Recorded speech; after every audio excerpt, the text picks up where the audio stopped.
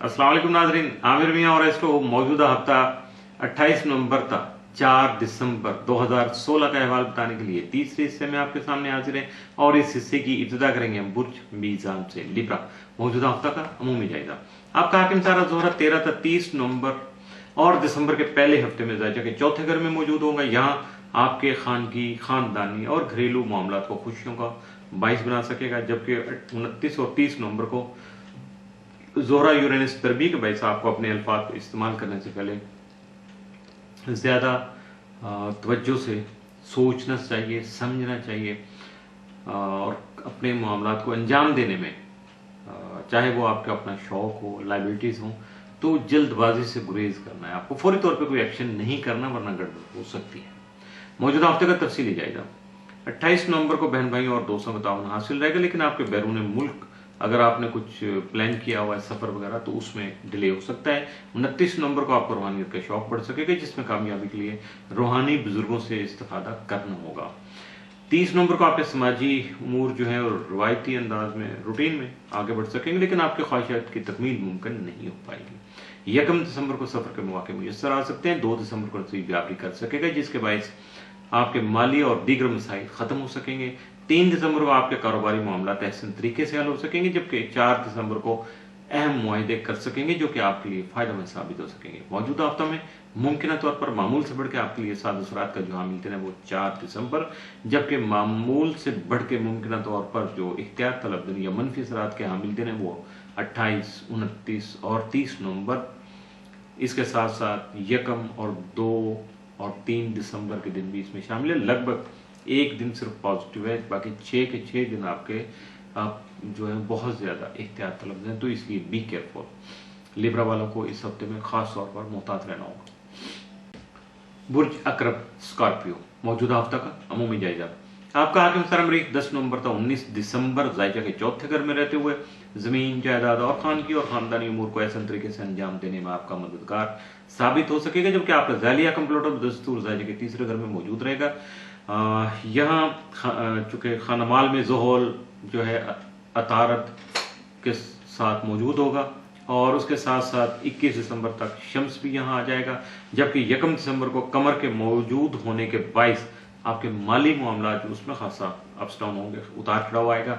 इसलिए ऐसे में अगर आप फाइनेंशियल कोई किसी के साथ एग्रीमेंट कर रहे हैं, कोई गिव एंड टेक कर रहे हैं, लेन देन का सिलसिला है, तो उसमें आपको बहुत ज़्यादा मुतात रहना होगा।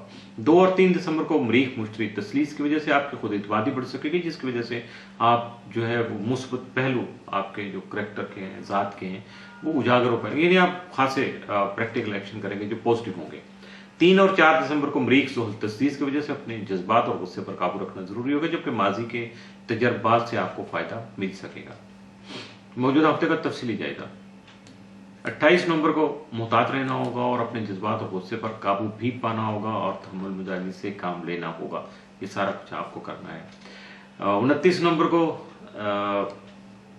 आपका अगर कोई इम्तहान, एजुकेशनल कोई एक्टिविटी है, तो उसके लिए और अपने मसाइल को हल करने की जो ज़रूरतें हैं वो भी सामने आएंगी।